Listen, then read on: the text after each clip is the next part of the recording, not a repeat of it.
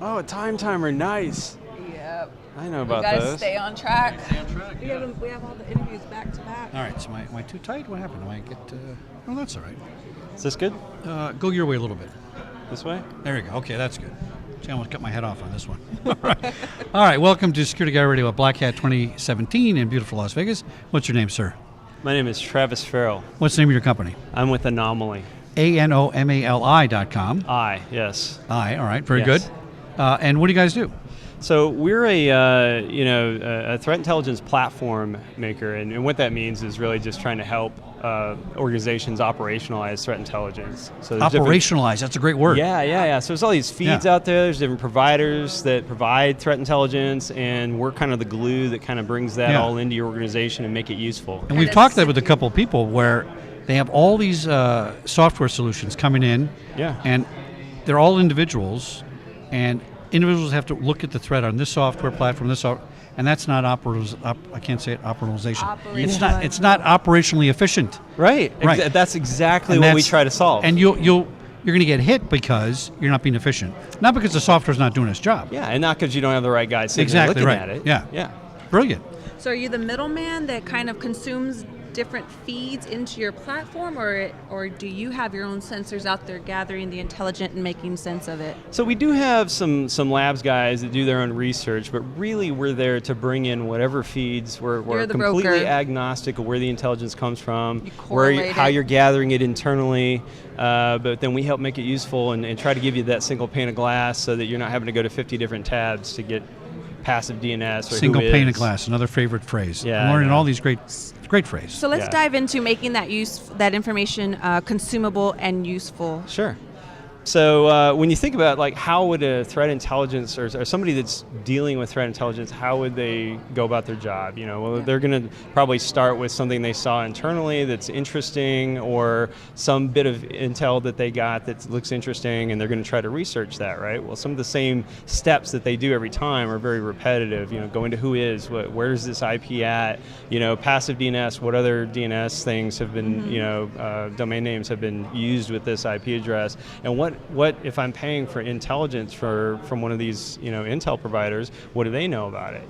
If I can get all that in a single page is instantly and it's tied into my SIM, so I can automatically have alerts flagged for that stuff, it makes my life so much simpler. And now I can work through, as an analyst, I can work through more of those in a day, and I can be more accurate in what I do, and that's really kind of the point. So is this threat intelligence, is this all external, or is there an internal part to this? It should be both. So we have connectors with like everything. So if you run Palo Alto firewalls, so you got stuff coming in from internal, you can push intelligence out to those. Okay. So if you want to take action on something, like you want to block a certain IP address or anything that you've been researching, or a list of IP addresses, you can totally push that out within your own infrastructure. That's pretty cool. Now, who's going to use this? Is it going to be the desktop support guy can use it, or too complicated, or is it CISO level, or where are we going to hit that spot of somebody that's going to be able to use it and respond? And my second follow-up question for $20 extra is, do you help mitigate once it's identified, or are you strictly the identifier? So that's both great questions.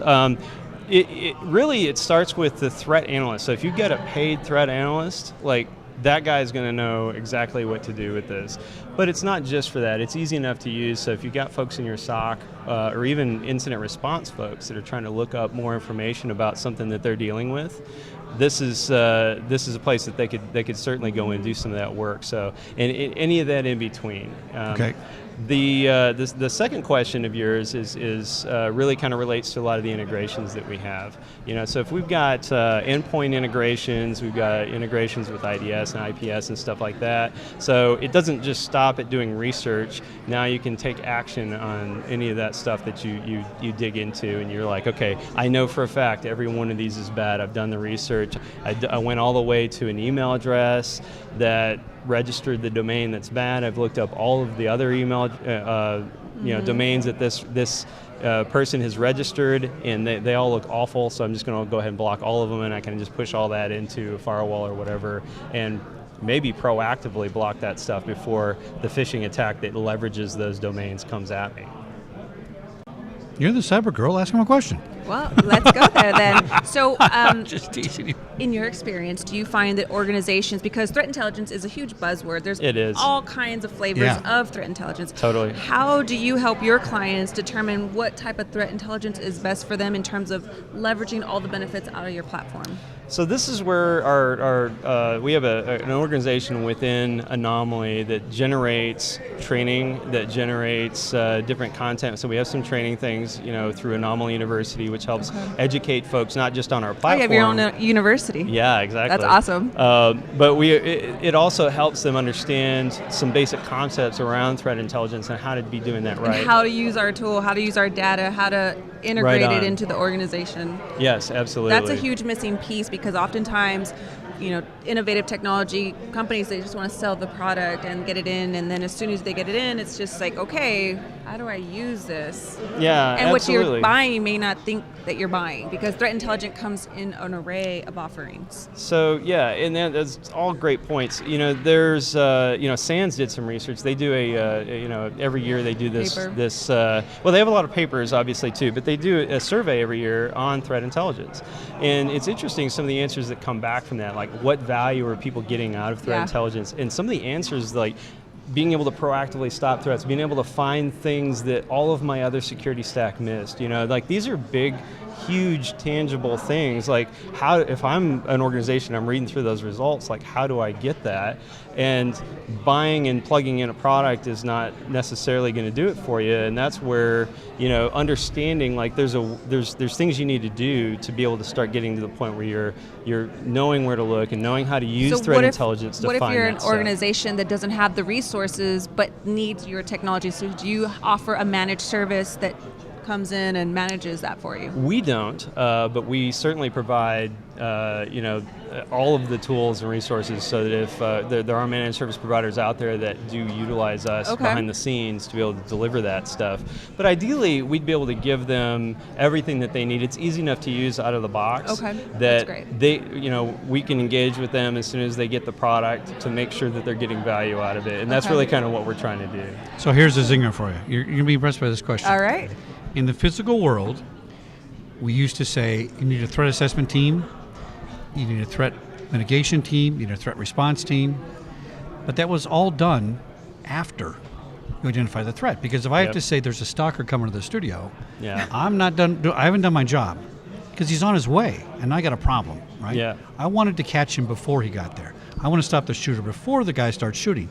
Now, in threat assessment physical world, we're moving towards predicting behavior and predicting the threat and catching that aggression on the very first stage, which is a nasty email to your boss, which when we go up back and do forensics, we find out that nasty email turned into a shooter, okay? Right.